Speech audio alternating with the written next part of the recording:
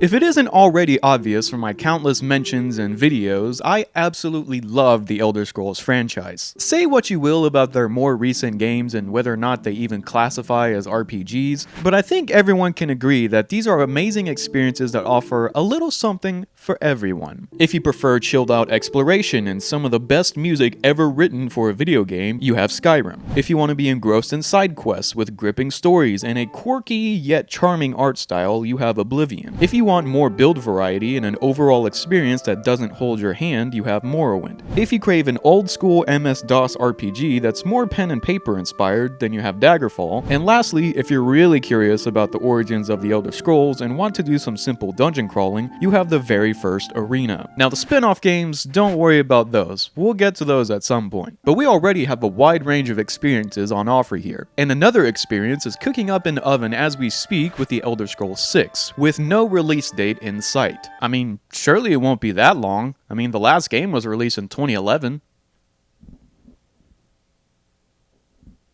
The last Elder Scrolls game was released a decade ago?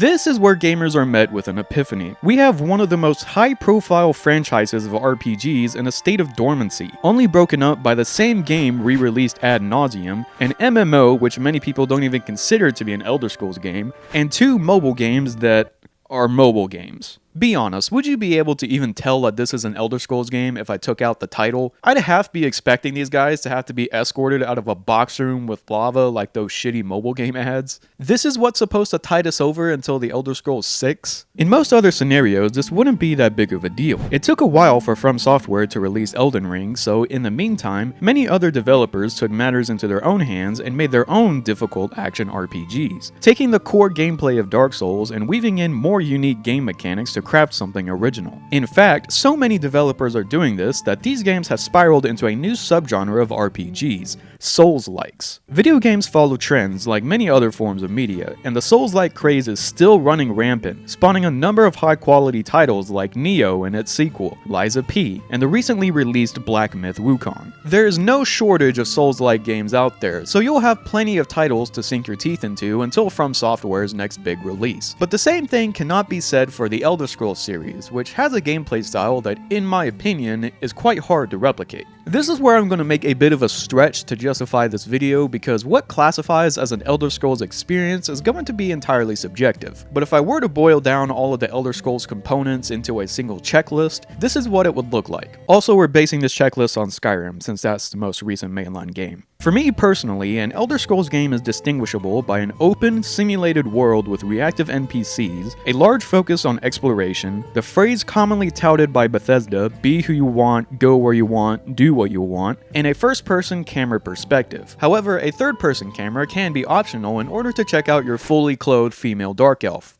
Right? Skyrim players? Now we have many games that could check the open world and be who you want boxes. Kingdoms of Amalur, Dragon's Dogma, even Elden Ring to an extent. But these are all third-person games, and I believe the first-person perspective is crucial to the Elder Scrolls feel as it's way more immersive. If I stroll through a village and hear the soft breeze of the wind and the clinking of my boots, it's more effective in first person because I can imagine it's really myself in that game world. In a third-person game, those immersive sounds can still be there, but it's not me that's experiencing it. It's Geralt of Rivia that's experiencing the breeze. I'm just experiencing that breeze vicariously through him by serving as a puppet master. Because of this one nitpick, this vastly limits our scope to only a handful of games. You have first-person action-adventure games that contain many RPG elements like Dishonored, Dark Messiah of Might and Magic, and Arx Fatalis, but they're not open world. You have Kingdom Come Deliverance and its upcoming sequel. First-person, open world with reactive NPCs, but you can't be who you want. You still have to play as Henry of Skalitz, though that's not a bad thing by any means. The only games that fully check those boxes are other high-profile titles that most of us already know about. Cyberpunk 2077 does technically check all of the boxes, but it isn't in that medieval fantasy style that I'm more comfortable with. And we also have Obsidian's games like The Outer Worlds and Avowed coming at a later date. And there's no telling how that will turn out, but it does look promising. Aside from that, there's not many other games that replicate Skyrim's overall feel, so I did some digging around to find out if there exists a true emulation of Skyrim's gameplay out there, and I believe I've found them. Here are 3 early access indie games that I feel could stand on their own and usher in a new age of the Scrolls-like.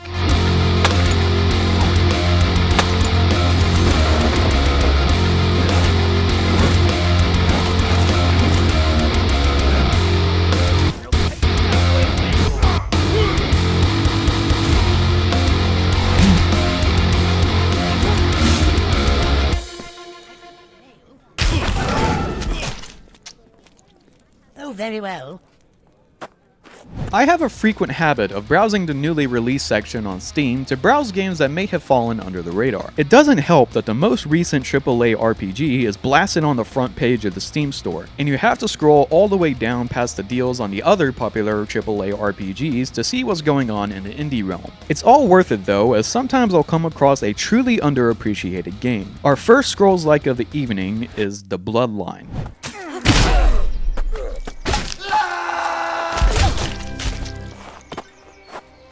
The Bloodline is a solo-developed fantasy RPG that ticks many of the Skyrim boxes: first-person focus, big open world, and a very large focus on player freedom. I chose this game to cover first because while it does have some interesting and unique mechanics, it is very rough around the edges, and still has a lot of progress to be made. The Bloodline follows the tale of the Harbinger, a special bloodline of people who can see into the future and prevent the Unforgiven, which is basically just a bunch of undead, from wreaking havoc on the world of Udros. After a serviceable character creation, the game just sets you free. Even with the Elder Scrolls games, you usually have a starter dungeon meant to show you the ropes before you head on out, but the Bloodline sets you loose right as you start. Around the starting town is a bunch of NPCs that will introduce you to the mechanics and skills if you choose to speak to them. This lets you directly skip any skills or mechanics you're not interested in and go straight into the activities you actually want to do. Speaking of skills, boy does this game have a lot of them. One of the major selling points of the game is the hundreds of skills you have access to. Most of the weapons and magic have their own skill trees with unique skills, while some skill trees haven't been implemented yet. These aren't generic skills either. You have skills like spear charging enemies like a lance, throwing your shield like Captain America, a holy AoE that blesses the ground and smites undead, and literally using your shield like a glider from Breath of the Wild. Not only do you have combat and magic skills, but also life skills like cooking and weapon forging, all with their own respective minigames to make the skills more engaging. Other basic skills have no skill trees and just level passively, like running, jumping, and even ragdolling.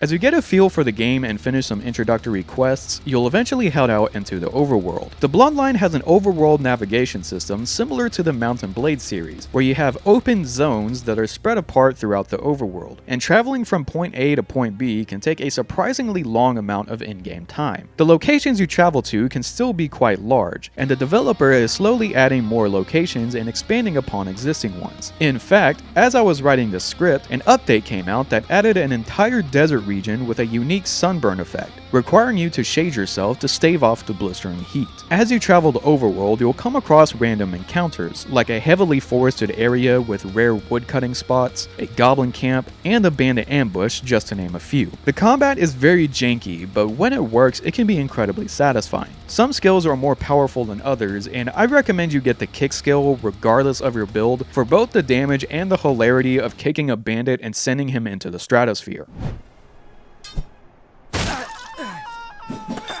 Enemies can actually be pretty dangerous at times in numbers, and during some of the bandit attacks, I found myself furiously chugging through some health potions. The biggest strong suit of the Bloodline is the traversal. You of course can run around on foot, and you can even tame animals and collect them as pets or mounts, but the best mode of transportation is with your grappling hook, which can be used to safely descend down large dungeons, swing around the world, and pull enemies towards you in combat.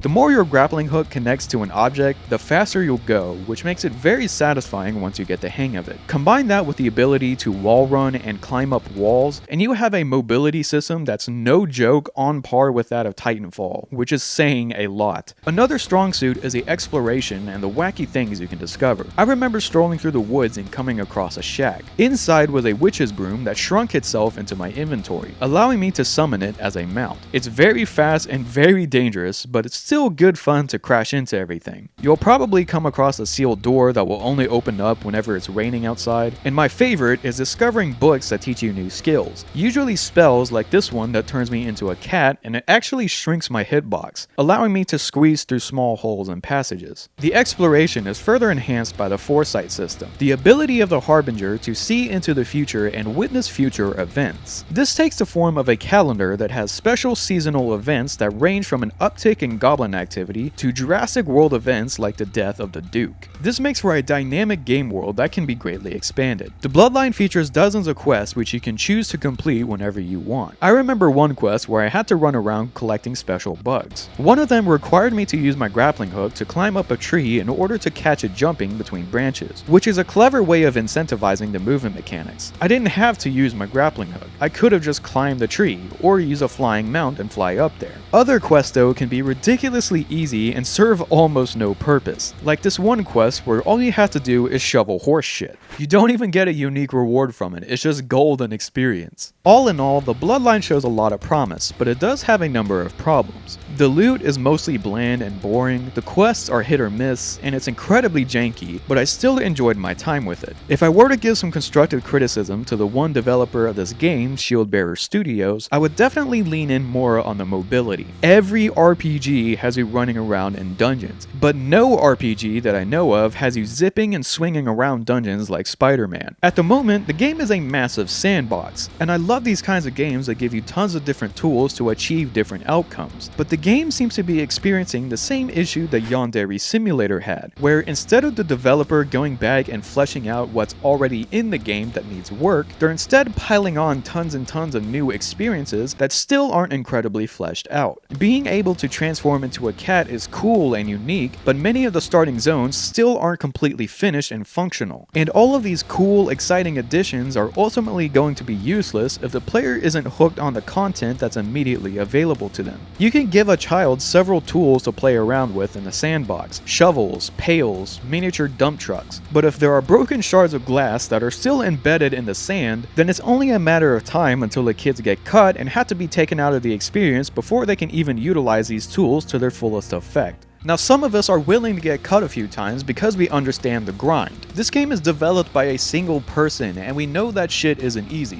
But I'm pretty confident in saying that we would all prefer quality over quantity, especially now when even multi-million-dollar AAA RPGs are releasing in a broken, unfinished state.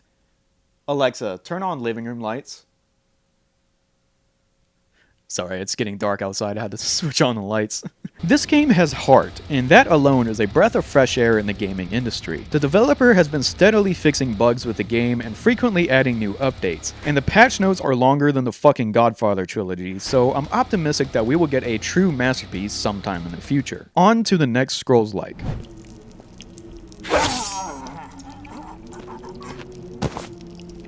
I'm really stretching it with this one because Raidborn just barely qualifies as a Scrolls-like. Many of the reviews dubbed the game Skyrim Light, which was what caught my interest, and after playing for a bit, I would have to agree. But that's not a knock on the game at all. Basically, take Skyrim, take the dungeon crawling part of it, and then make that the main gameplay loop, and you have Raidborn. You start the game in your home, which acts as one of two hub areas. Here, you read mail and access your workbench to craft potions and equipment. Exiting the door will take you to the map, and if it's your first time playing, you'll probably need to visit the town first, which is the other hub area where you'll be selling and buying gear and accepting quests from NPCs. You might be surprised to find out that these quests are seemingly randomly generated. I tried to make a second character and speedrun the starting quest before realizing I was in a completely different area with a different objective. So you buy your equipment, go to the dungeon that's assigned to you, kill all the mobs or fetch the quest item you need, as well as any extra loot you pick up along the way, exit the dungeon, return to town, turn in the quest, and use that money to buy shinier equipment. It's about as basic of a gameplay loop as you can get. However, the game does throw some curveballs your way by adding unique modifiers to the dungeons. One dungeon had an effect where my stamina also behaved as my health, so if I tired myself out, I was essentially dead. Sometimes in these dungeons, you can also find items that start another quest, revealing a new location on the overworld map. Speaking of quests, there is a main story quest for Raidborn, but it's nothing to write home about. The king is corrupted by an evil necromancer, and you are a member of the king's guard who was exiled because of his corruption, and now you must accept menial quests from villagers to scrape by. Nothing you've never seen before. The real meat and potatoes of the game is the dungeon crawling and combat, and for an early access indie game, I think it does a great job. Combat is fairly simple, but it does get more engaging as you level up and develop your playstyle. You have light attacks that build up a combo meter. Getting your combo to 10 will give you an energy point that you can use to do a heavy attack, but I like to save up my energy points to activate a rage mode that I obtained by speccing into the barbarian tree. You also have access to a kick that, when deployed on an enemy, will greatly reduce their stamina meter, which functions similarly to the posture mechanic in Sekiro. If their guard gets completely broken, they will be stunned, and a kick will send them flying back. Ideally, you want to do this right next to a spike wall, but I found myself having to go out of my way to get this to happen, and most of the time it was easier to just spam left click until everything in the room was dead. Other than melee, you also have bows, so stealth archers are a viable playstyle. There doesn't seem to be any magic yet, which I'm personally fine with, but that may turn off some other people. Raidborn does, however, feature multiple skill trees, letting you develop a specific playstyle. I use the aforementioned barbarian tree, which gives me an attack speed buff if I have a high combo meter, which is devastating when paired with a two-handed greatsword or hammer. You also have skill trees for sword and board and a more stealthy playstyle, and you also have a few non-combat skills like alchemy and crafting, making use of the many materials you'll be gathering out in the world. And that's really all there is to Raidborn. All of this sounds super basic, but that's honestly why I really enjoy it. You're severely limited in scope and basically doing the same thing over and over again. But the few things this game does, it does exceptionally well. This isn't going to be a 100-hour long playthrough where you stop to smell the roses or get lost into a complicated story with centuries of lore to read up on.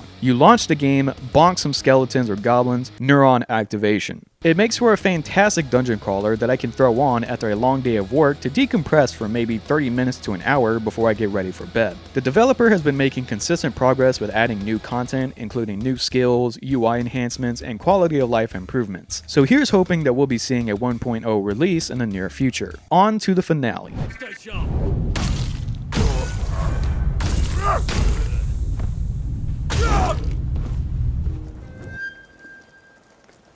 The finale for this video is probably the most well known out of the bunch, Tainted Grail: The Fall of Avalon. This is a Scrolls-like that's set in the Tainted Grail universe, which is more well known as a tabletop RPG set in a darker rendition of King Arthur. I won't spoil too much about the main story because it has a unique spin on the legend of King Arthur, so we'll go right into the gameplay. The Fall of Avalon contains a ton of that Elder Scrolls DNA, and it should be fairly obvious just by watching some of the gameplay. I mean, you start the game as a prisoner. That's about as Elder Scrolls as you can get. The first hour of the game was pretty much just me crawling through the prison and stuffing everything from monster brains to unspecified hot goo into my inventory. And considering I'm a prisoner with likely no access to a backpack, I shudder to think about where my character stored that hot goo. The starting area introduces you to the lore while also providing you a crucial part of the gameplay, basically the ability to slow down time at will. This is only a temporary effect, and you have to kill enemies in order to recharge it. After that, you're free to roam around the open world. The world is structured much like Metro Exodus, where it's not a massive open world per se, but rather segmented open regions that differ drastically in appearance. I like this style because it keeps just enough points of interest to keep you intrigued like a standard linear video game level, but not too many to make the player feel like it's just throwaway content to fill in the empty spaces of a massive open world. There's all sorts of locations like castles, caves, a lake that's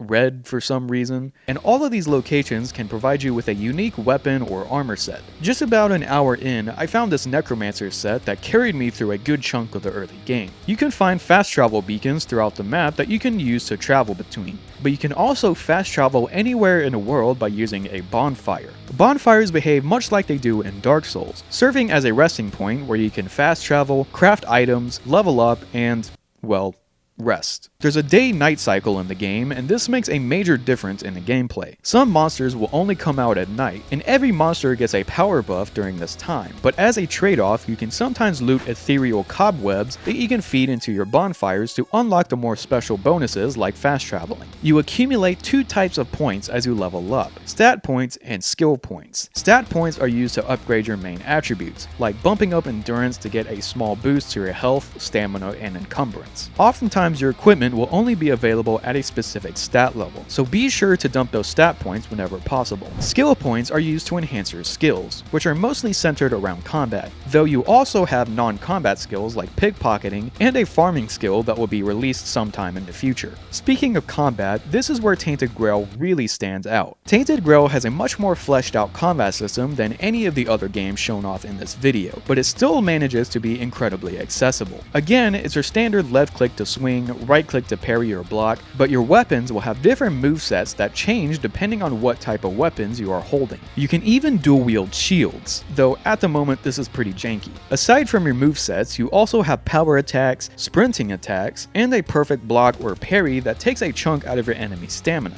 Depleting your enemy's stamina will tire them out, leaving them wide open for a flurry of attacks. Defense is accomplished not by just blocking or parrying, but also with an included dodge button, which makes the combat even more frenetic and engaging. Boss fights will have you zipping around the arena, making careful combat choices. Do I have enough stamina to power attack, or should I disengage and dodge back to recover? Melee combat really takes the cake here, but those who don't favor the sword can instead opt in for a bow, magic staff, or various offensive spells that they can find in containers throughout the world. These spells can be pretty broken too. One spell I found early in the game sends out a raven to harass your target, causing them to completely drop aggro and wildly swing at the raven. If you're lucky, they might even hit one of their buddies. There's also your standard fireball, flamethrower, lightning bolt, summoning skeletons, and things like that. This game has a lot going for it, and I would easily recommend it to anyone looking to scratch that Skyrim itch, but I do have some problems with the game at this point in early access. The combat can be too difficult at times. With all of these fleshed out combat mechanics in place, I have to scratch my head at the inclusion of your standard difficulty settings that don't make any substantial changes to enemy aggression or sight radius. It falls in the same boat as Skyrim, where higher difficulties just pump up your enemy's damage while you relentlessly swipe away at them with what feels like a foam nerf sword. I tend to play these types of games on an easier difficulty because of this, since they're more casual experiences anyways. After all, I have Elden Ring if I want to overcome a difficult challenge. However, even on the easy difficulty, I still found myself getting one-tapped by various monsters. In particular, this one animated statue that telegraphs a huge swing, but the time in which he telegraphs this attack will vary. Using the obligatory Dark Souls difficulty comparison, it's common in FromSoft games for an enemy or a boss to employ different attacks with different speeds to throw off your rhythm, but these attacks almost always have a different animation, giving the player a clear indicator of the mix-up. Even if the player misreads the move and gets hit, it usually doesn't result in an instant death. Now imagine Melania preparing her waterfowl dance in Elden Ring, but sometimes the move starts after 3 seconds of her telegraph, and other times it starts almost immediately. It feels kind of cheap. Maybe I'm being pedantic here, and the one-tap can be explained by me being in a high-leveled area, considering Tainted Grail does not scale the world to your level like Skyrim does, but it does hamper the experience a bit to feel like I have to defeat this statue enemy by abusing the dodge mechanic and slowly whittling him down by sneaking in small hits, hoping he doesn't telegraph that one big swing. I assume you're meant to avoid the statue enemies, but this also happens with the humanoid boss enemies. I guess I'll just chalk this up to a get good moment. Aside from that one complaint I have with the combat, the other negatives are just small nitpicks. The quests themselves are quite good and well written, but the voice acting can be hit or miss. I even encountered an NPC that pulled an Oblivion on me and changed voices mid-conversation. Everything is interesting around here. West of here, you'll find this sunken village. No, enough sentiments. It's time to take action. I haven't progressed past the first region, mostly because I want to save the rest for when the game releases into 1.0, which, if everything goes according to plan, should be around summer of 2025. I'll be sure to cover this game more thoroughly when the game releases, and I'm sure all of these small issues will be fixed by then. Overall, these games are sure to squeeze out many hours of your free time, and I'll be eagerly awaiting to see what's next in store for the Scrolls-like genre. That's about it for the list of what I would consider to be a Scrolls-like. Of course, this is not an exhaustive list, and I'm sure there's many other Scrolls-like games out there that I'm unaware of. So if you guys know of any other RPG that checks these boxes, let me know in the comments below. I love the Elder Scrolls and everything that remotely fits into that category, so I'm sure I'll be making another video in the future with another handful of titles. And that's about it. Stay safe.